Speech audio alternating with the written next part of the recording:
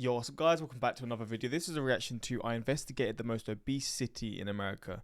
I don't even know how that's like a figure, because how you, I mean, I guess you look and you see, or you just do polls and stuff. But yeah, I think this is the same guy that went to find that he went. I'm not gonna say it because it's probably gonna get this video demonetized. But I reacted to this guy before, and it was another sort of meme type video, I think, going to a certain place and exploring whatever the title was about. But yeah, we're going to check this out, hopefully going to enjoy. And I mean, the UK is considered one of the fattest countries, right? But I don't, obviously I'll see fat people, but I don't really see like really big people that often, which is interesting because you see the numbers and it's like, probably here it's like, let me just see actually, because the thing is I'm over the BMI for my height.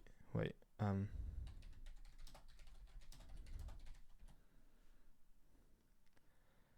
25.9% of adults in England are obese. Is obese just when you're over your BMI?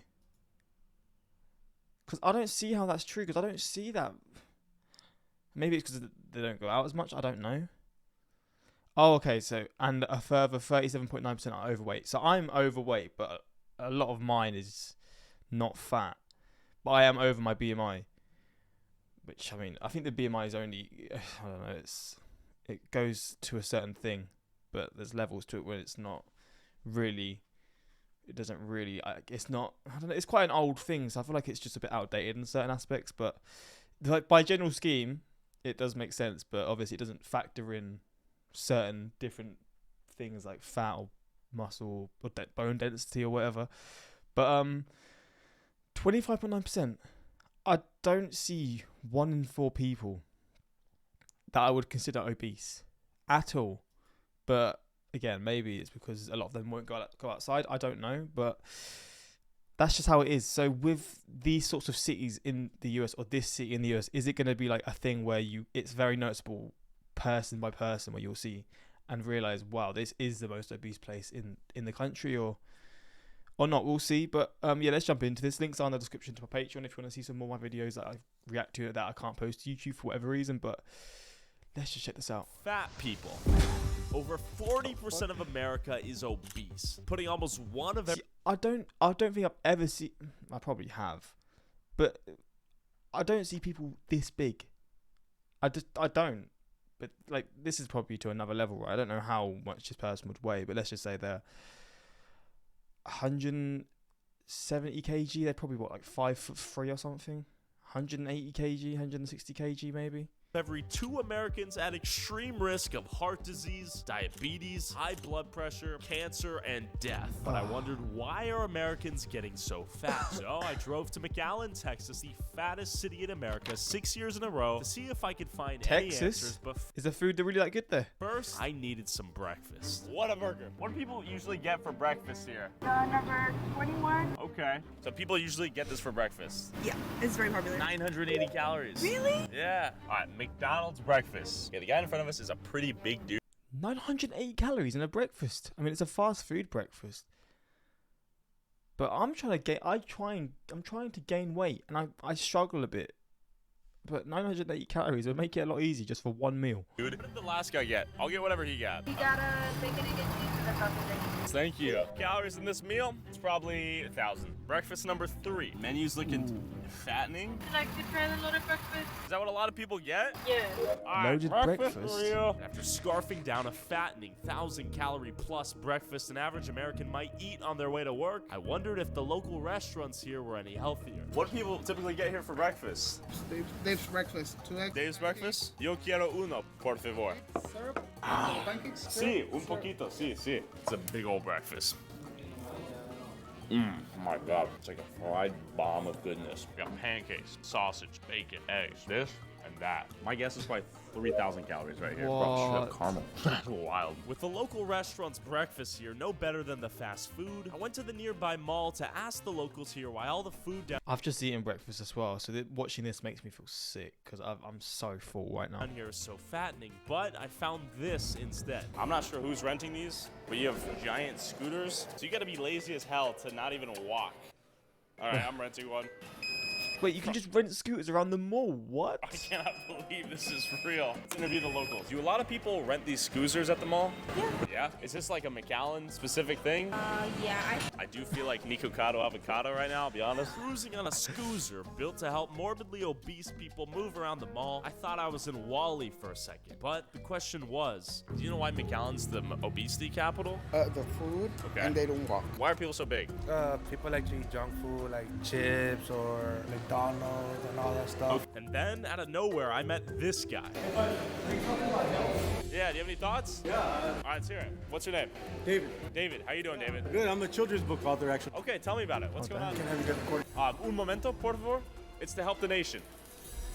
You want to go outside? Yeah, man. You want to hop on here? All right, tell me about yourself. What's going on? So yeah, I lost a brother and sister to diabetes. Okay. And so, you know, I got diagnosed with type 2 diabetes as well. And so that inspired me to write a children's book that encourages kids to eat healthy and exercise. The book is called The Adventures of Exo and Psy, like exercise. I like that. And so Exo and Psy live in a town called Obesity, like obesity, where the mayor is Diabetes or diabetes. I'm trying to do my part to get people to change the way they eat.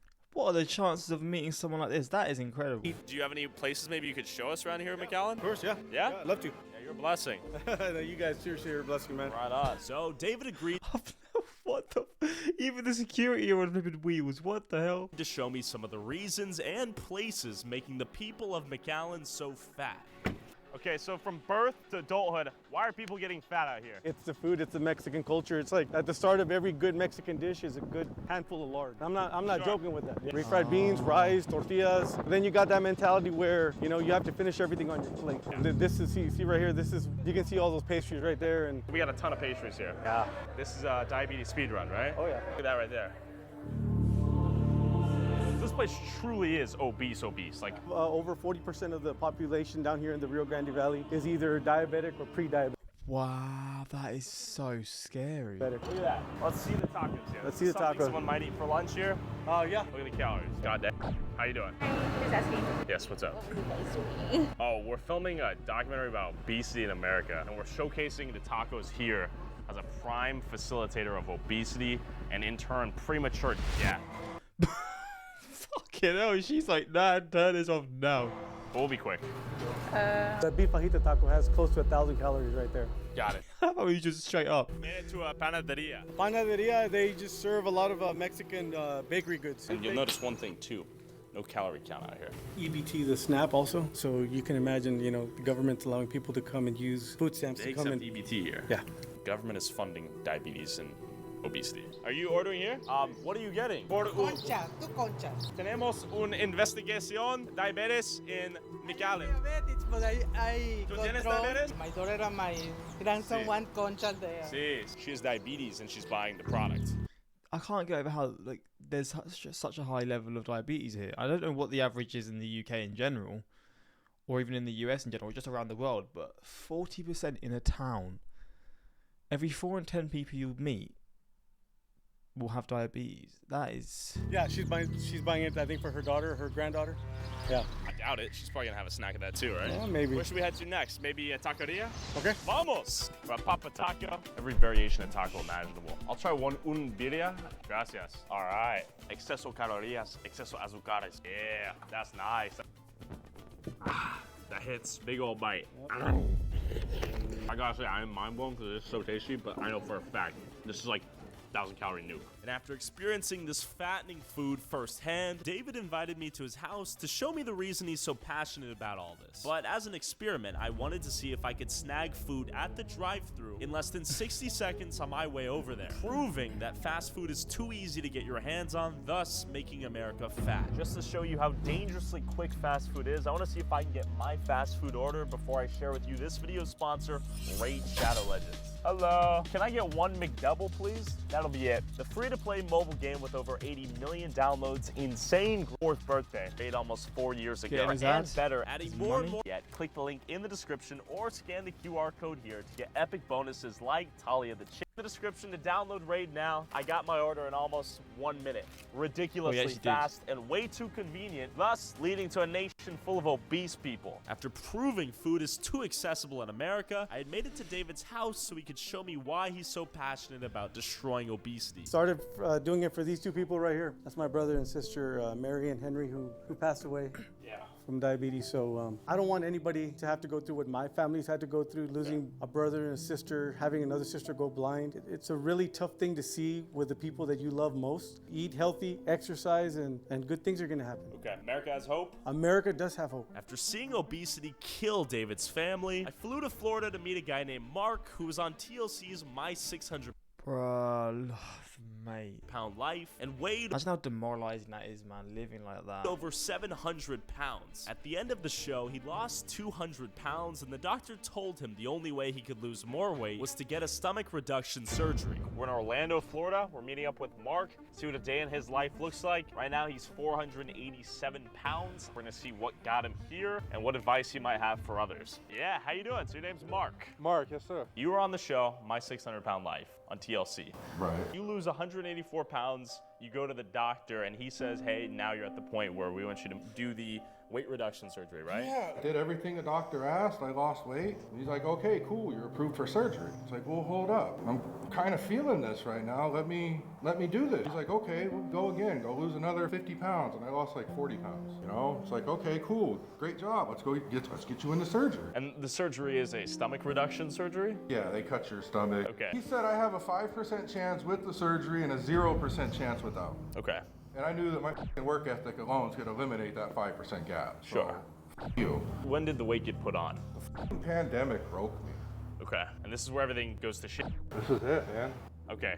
Let's walk through, if that's cool. You lose your job and you're gaining a bunch of weight. My life consisted of here to there, to the bathroom, to my chair, out here, to the front door. Are you just locked in here, I'm depressed? pretty much just locked in here depressed. This is my world. For me to go all the way to the other side of this little baby pool right Yeah. killed me. Yeah. Yeah.